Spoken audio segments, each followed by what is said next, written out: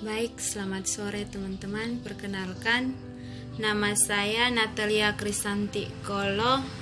Saya mahasiswa Universitas Timor, program studi agribisnis. Akan sedikit mempresentasikan tentang teori Ripsinski untuk memenuhi tugas mata kuliah perdagangan internasional. Mari kita sama-sama menyimak.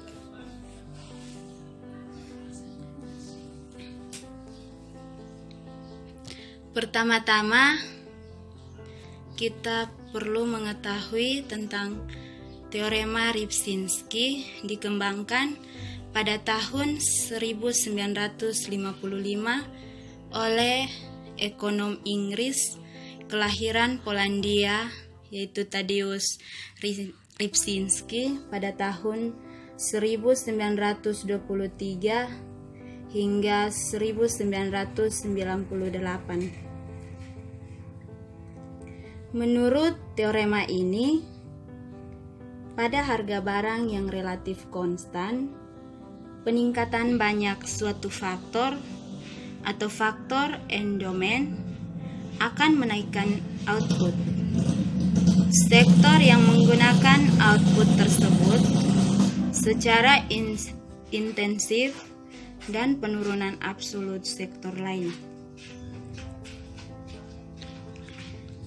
Dalam konteks model Heckscher-Ohlin, perdagangan buka antar negara berarti persediaan faktor relatif antar negara yang dapat mengarah kepada perubahan kuantitas dan jenis output antar negara tersebut yang akan mengarah ke kesetaraan harga input produksi seperti gaji atau penyetaraan harga faktor.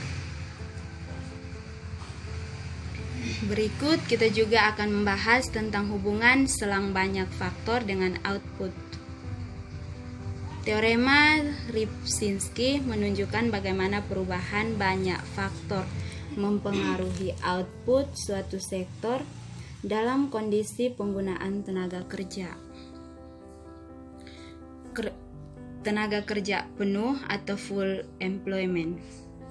Teorema ini berbuat jasa untuk menganalisis pengaruh investasi modal, imigrasi, dan emigrasi dalam konteks model Heckscher-Ohlin.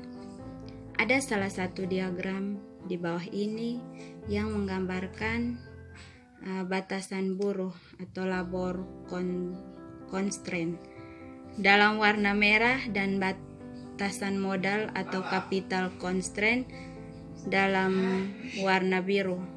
Anggaplah di kurva probabilitas produksi di bawah.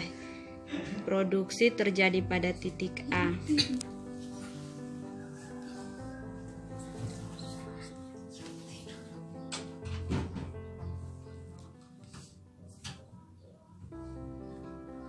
Baik,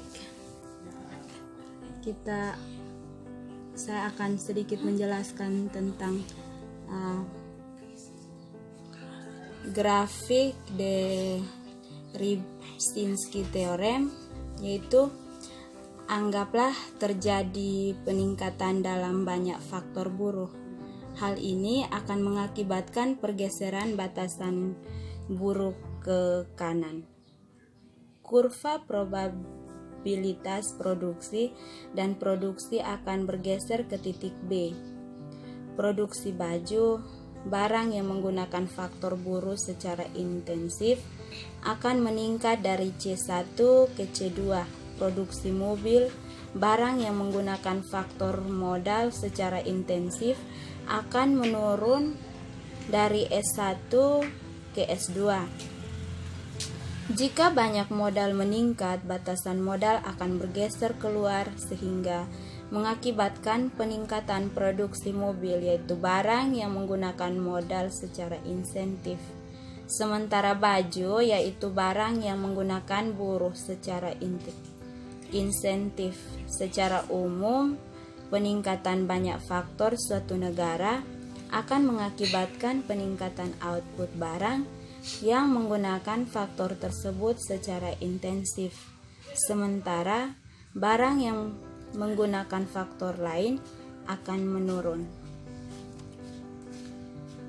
Baik, inilah sekilas presentasi yang saya bawakan. Kurang lebihnya mohon maaf. Sekian dan terima kasih.